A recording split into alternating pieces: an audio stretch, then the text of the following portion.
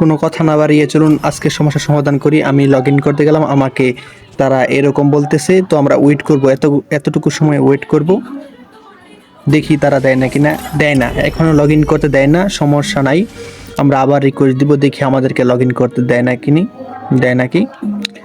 Already guys আমাকে log in করতে দিয়েছে। আসলে এটা সমস্যা হয়েছে কেন জানেন? এটার সমস্যা হয়েছে গিয়ে আপনার সার্ভারে দেখা গেছে যে অনেকে একসাথে লগ ইন করতে গেলে এই সমস্যাটা দেখা দিচ্ছে আজকেই, এর আগে হয়তো দেখা দিয়েছে না।